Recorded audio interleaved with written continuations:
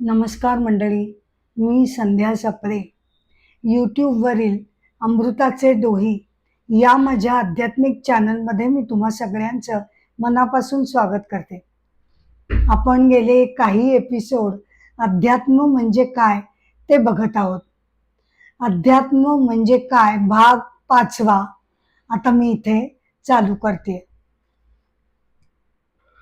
आपण अध्यात्म म्हणजे काय या विषयावरील मागच्या एपिसोडमध्ये आपण अहंकार, चिदाभास वगैरे संकल्पना आपण समजावून घेतल्या. व्यक्तीची शरीर रचना पण आपण थोडक्यात बघितली. कशी असते व्यक्तीची शरीर रचना? अध्यात्माप्रमाणे व्यक्तीचे 3 देह असतात. एक स्थूल शरीर जे बाह्य डोळ्यांनी आपल्याला दिसतं ते पंचमहाभूतांनी बनलेलं आहे.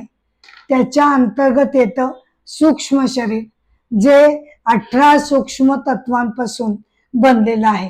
आणि त्याच्याही आतमध्ये येतं कारण शरीर जे प्रकृतीचे जे बेसिक 3 गुण आहेत बरं का. प्रकृतीचे सत्व, रजो आणि तमो असे जे मूळ गुण आहेत त्या मूळ गुणांचं मिश्रण म्हणजे कारण शरीर, अव्यक्त सूक्ष्म कारण शरीर. अशा या शरीरांनी आपण बनलेलो आहोत. कारण शरीरामध्ये संचित वासनाक्षय वगैरे साठवणूक केली जाते. मृत्यूच्या वेळेला फक्त स्थूल शरीर नष्ट पावतं आणि आतील सूक्ष्म शरीर कारण शरीराबरोबर आणि संचित वासनाक्षय वासना संस्कार या सगळ्यांबरोबर जीवात्म्याबरोबर ते बाहेर पडतं.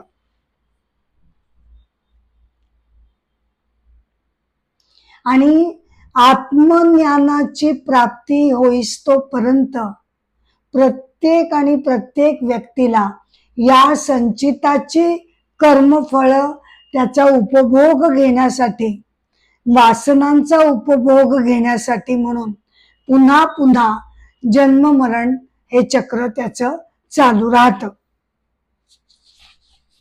केवळ आत्मज्ञान प्राप्तीनेच संचिताचं सगळं गाठोडं शून्य होतं आणि त्यामुळे त्याला आता पुन्हा जन्म मरणाचं चक्र त्याच्या मागे लागत नाही. परंतु मृत्यूनंतरची गती सर्वसाधारणपणे कशी असते ते आपण बघूया. जर व्यक्तीला या जन्मामध्ये संपूर्ण आत्मज्ञान झालं असेल तर त्याला पुन्हा जन्म मरणाचा फेरा लागत नाही. या बाबतीमध्ये भगवद्गीता अध्याय 2 यामध्ये त्याचं सविस्तर वर्णन आलेलं आहे. भगवान असं म्हणतात, हे पार्था, ब्राह्मी स्थिती म्हणतात ती हीच होय. ब्राह्मी स्थिती प्राप्त झाल्यानंतर म्हणजेच आत्मज्ञान प्राप्त झाल्यानंतर कोणीही मोहामध्ये पडत नाही आणि अंतकाळी म्हणजे मरणसमयी सुद्धा तो ज्ञानी याच स्थितीमध्ये राहून त्याला ब्रह्मनिर्वाण म्हणजे ब्रह्मामध्ये मिळून जाण्याची मोक्ष प्राप्ती मिळते. अंतकाळी असं विशेषत्वानं म्हणण्याचं कारण असं की अंतकाली सुद्धा बर का, अंतकाली सुद्धा ही ब्राह्मी स्थिती म्हणजेच विषय वासना आसक्ती विरहित अशी स्थिती अंतकाली सुद्धा त्या मनुष्याच्या शेवटपर्यंत राहिली पाहिजे.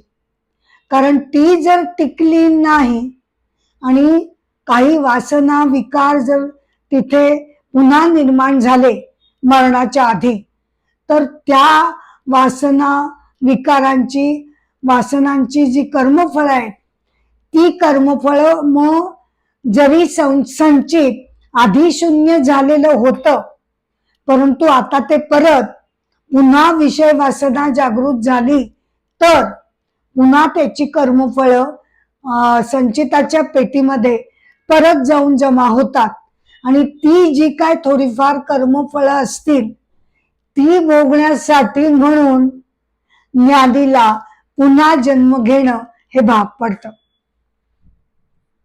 म्हणूनच इथे असं म्हटलेलं आहे श्लोक 72 की आयुष्याच्या अंतापर्यंत ही ब्राह्मी म्हणजे विचार विकार वासना द्वेष मोह मत्सर विरहित आसक्ती विरहित अशी मनाची अवस्था ही शेवटपर्यंत टिकायला हवी.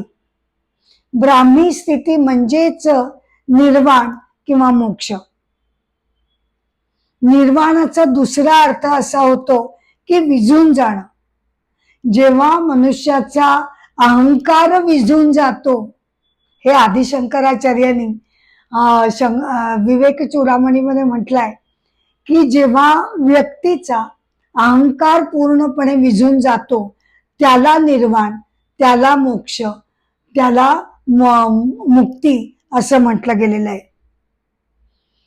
ब्राह्मी स्थितीमुळे मायेचा आपल्यावरचा प्रभाव नष्ट होतो, त्रिगुणांचा प्रभाव नष्ट होतो, जन्म मृत्यूचं चक्र त्यामुळे थांबतं. शुद्ध विकार वासना रहित मनुष्य होतो आणि त्यामुळेच मनुष्य जीवनमुक्त होतो. शरीर जोपर्यंत आहे तोपर्यंत ते मुक्त जीवन जगत असतो आणि मृत्यूनंतर मग पुन्हा त्याच्या पाठीमागे जन्म मरणाचा फेरा लागत नाही. आता हे झालं आत्मज्ञानीचं.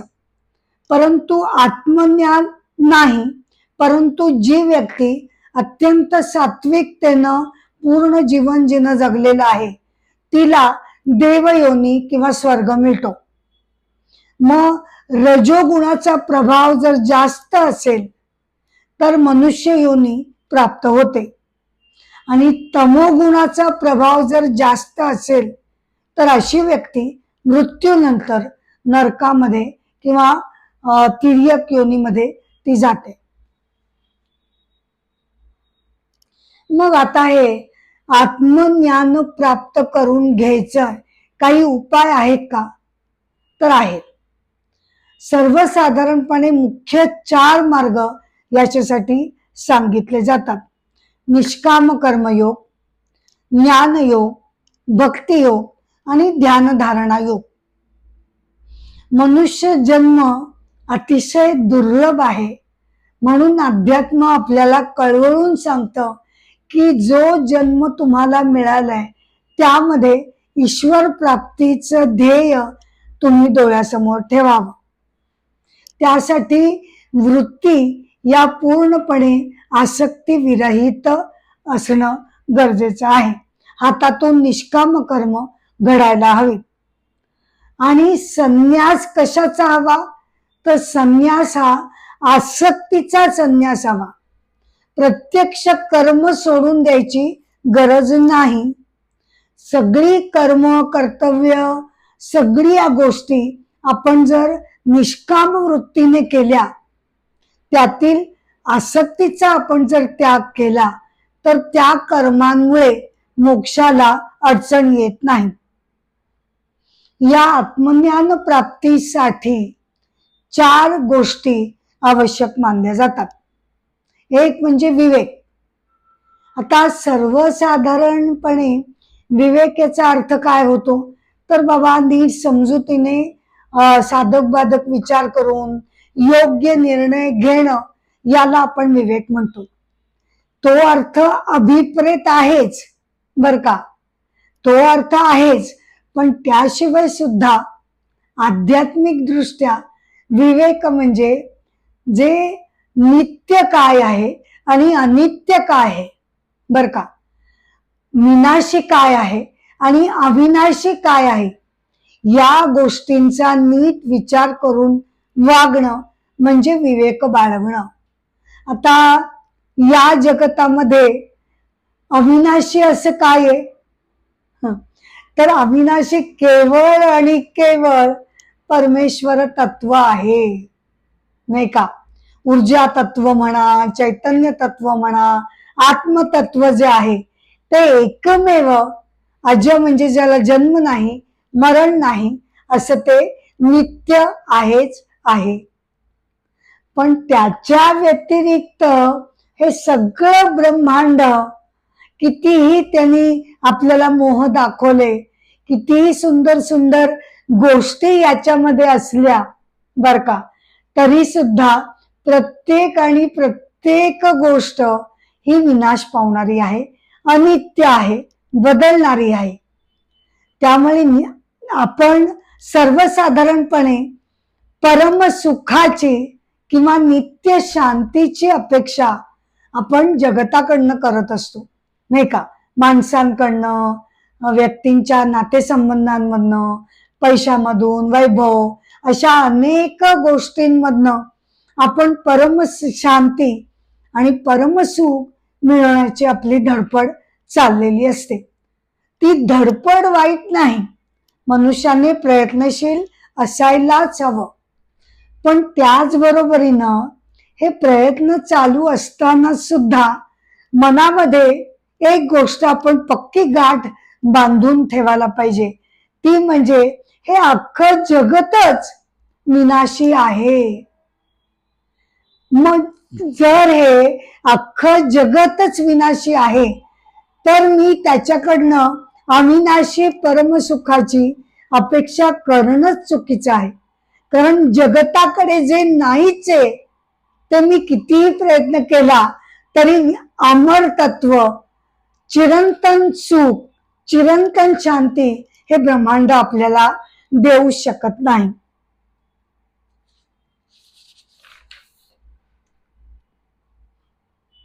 आणि त्यामुळे विषय उपभोग संयमित करून शिस्तबद्ध आयुष्य जगण्याची आपण आपल्याला स्वतःला सवय लावायला हवी.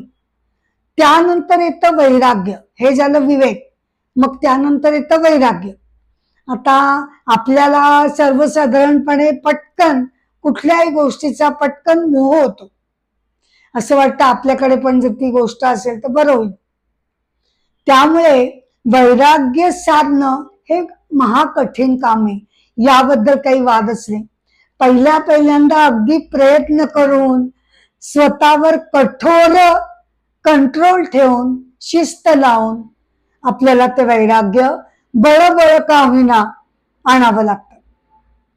पण त्यातली गंमत अशी आहे की पहिल्यांदा जरी आपण प्रयत्नपूर्वक हे वैराग्य स्वतःवर लादत असलो ना, तरी एकदा का त्याची सवय आपल्याला व्हायला लागली की मग आपल्याला लक्षात येतं की वैराग्य वृत्ती असणं यासारखं सुख नाही. याला मी अंतर्तृप्त वैराग्य असं म्हणते.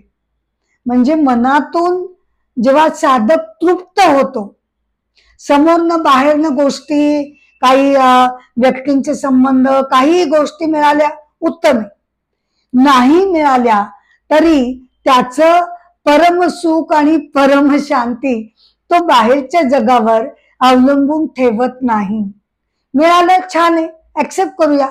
नाही मिळालं तरी सुद्धा ज्ञानी स्वतः अंतर्तृप्त राहतो. आणि ही अंतर्तृप्तता ही जेव्हा येते ना, तेव्हा त्याचं जे वैराग्य बाहेरून असं छानपैकी उमलून निघतं, त्याचं सौंदर्य काही वेगळंच असतं. त्यानंतर येतं षट संपत्ती, म्हणजे 6 सद्गुण आपण बाणवायला हवेत. आता 6च्या 6 सद्गुण एकदमच एकाच वेळेला अंगामध्ये बाणवणं कठीण जरी असलं तरी निदान आपण जरी अवेअर झालो, नाही का, की अवेअर जरी झालो की हे असे सगळे गुण आपल्याला ईश्वर प्राप्तीसाठी आवश्यक आहेत, तरी आपल्या हातनं त्या मार्गावरनं चालणं आपल्याला आपली सुरुवात होते. आणि हळूहळू जे पहिल्यांदा कठीण वाटत होतं ते हळूहळू सोपं व्हायला लागतं. पहिला गुण आहे शम, म्हणजे काय, मन शांत ठेवणं. मग दुसरा आहे दम. दम म्हणजे काय, विषय उपभोगांपासून मनाला बाजूला सारणं. तिसरा आहे उपरती, म्हणजे बाह्य गोष्टींपासून बाजूला होऊन मन शांत ठेवणं. चौथा आहे तितिक्षा. बर का, चौथा आहे तितिक्षा हा गुण. मनुष्याला जी काही दुःख वाटायला येतील, अपरिहार्यपणे आपण प्रत्येक जणच काही ना काही संकटांना, दुःखांना सामोरं जात असतो. तेव्हा उद्विग्नता न आणता, चिडचिड न करता शांतपणे, म्हणजे त्याच्यावर उपाययोजना सगळ्या करायच्या आहेत. जेवढं शक्य आहे तेवढे सगळे प्रयत्न आपल्याकडनं करायचेच आहेत ते दुःख कमी करण्यासाठी. पण त्याच बरोबरीनं चित्तवृत्ती शांत ठेवण्याचा प्रयत्न करून ती दुःख सहन करण्याचा प्रयत्न करणं. पाचवा आहे समाधान. ईश्वर चिंतनामध्ये मग्न राहून समाधानी राहणं. आणि सहावा गुण आहे श्रद्धा. ईश्वरी शक्तीवर नितांत श्रद्धा ठेवून आपापली कर्तव्य करत राहणं. हे झाले षट संपत्ती 6 गुण. आणि चौथा जो आहे गुण आवश्यक, तो आहे मुमुक्षत्व. म्हणजे काय की जेव्हा साधकाला जन्म मरणाच्या या संसार चक्रामधून, बर का, जन्म मरणाच्या संसार चक्रामधून सुटण्याची आस लागते. शाश्वत काय आहे, चिरंतन काय आहे, याची ओढ जेव्हा मनाला लागते तेव्हा त्याला मुमुक्षत्व असं म्हटलं जातं. आता या 4 गुणांवरनं मला एक छोटीशी एका संत महात्म्याची कथा तुम्हाला सांगावीशी वाटते. काय होतं, बऱ्याच वेळेला आपल्याला या सगळ्या अटी वाटायला लागतात. गुण कसले, हे तर आमच्यावरचे निर्बंध आहेत. पण असं नाहीये. जेव्हा आपण प्रत्यक्षात या अशा ज्ञानी संत साधू महात्म्यांच्या कथा ऐकतो, वाचतो, तेव्हा आपल्याला खात्री पटते की खरोखर असे अलौकिक गुण आत्मसात करून ही साधक मंडळी आत्मज्ञानाची प्राप्ती करून घेत असतात.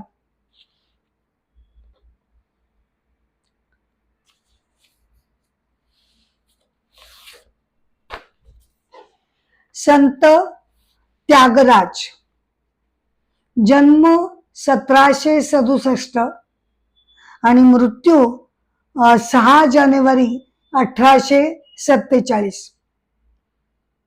तिरुवरूर इथे त्यांचा जन्म झाला. ते कर्नाटक संगीताचे शिल्पकार मानले जातात.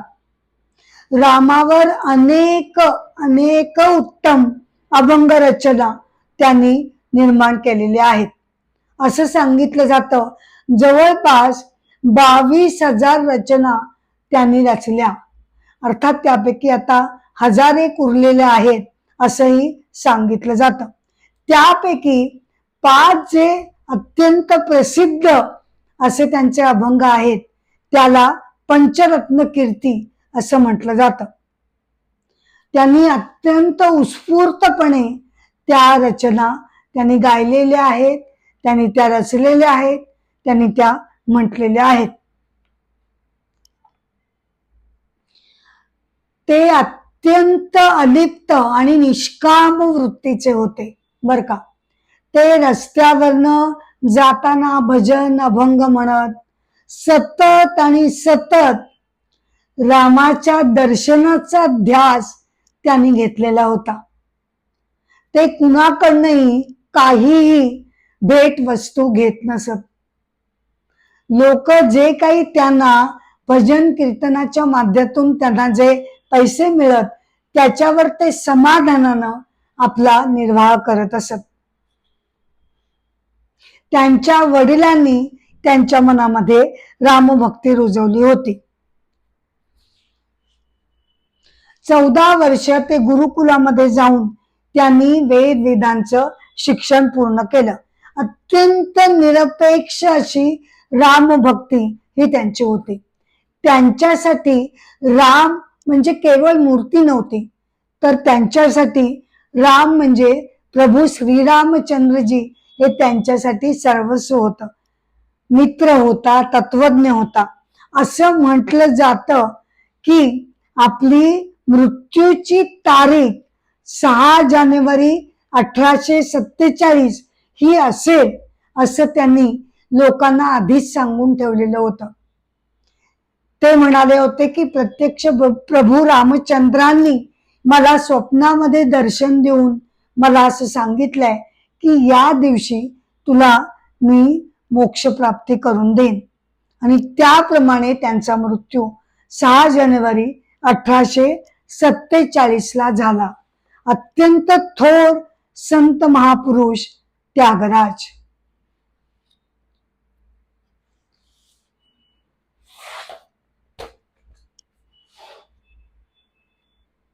तर असं हे अध्यात्म आपल्या प्रत्यक्ष जीवनापासून ते मुळीच वेगळं नाही आणि त्याला वेगळं करताही येत नाही. आपलं रोजचं दैनंदिन जगणं हेच आध्यात्मिक असावं असा आपल्याला प्रयत्न करायचा आहे. म्हणजेच काय तर आपल्या जगण्याचा मूलभूत पाया हा प्रेम आणि माणुसकी या तत्वांवर आधारलेला असावा. आपली कर्तव्य जबाबदारीनं नीट पार पाडणं म्हणजे अध्यात्म. स्वहित बघणं, स्वतःचा सुयोग्य स्वार्थ बघणं यामध्ये गैर काहीच नाही. पण त्याच बरोबरीने त्याच्यावर संयम हवा, कडक नियंत्रण हवं आणि सामाजिक बांधिलकीचा विचार सुद्धा त्या बरोबरीनं आपल्या मनामध्ये असायला हवा. परमेश्वराप्रती उदंड प्रेम, भक्ती आणि संपूर्ण शरणागती म्हणजे अध्यात्म. अध्यात्म म्हणजे व्यक्ती, समाज आणि देश यांच्यामध्ये संतुलन ठेवून सर्व घटकांचा विकास साधण्याचा परोपरीने प्रयत्न करणं म्हणजे अध्यात्म. आपल्यातील दोष बाजूला करत आपल्यातील गुणांची वाढ करत राहणं म्हणजे अध्यात्म. जीवनभर योग्य वागणूक, संयमित जीवन म्हणजे अध्यात्म. सतत प्रयत्नशील राहून परमेश्वराला अनन्यतेनं शरण जाणं म्हणजे अध्यात्म. तर असं हे अध्यात्माची ही जी शिकवण आहे ती आपण मनापासून आपल्या प्रत्यक्ष जीवनामध्ये आणण्याचा प्रयत्न करत राहणं हीच परमेश्वराची खरी आराधना होऊ शकेल.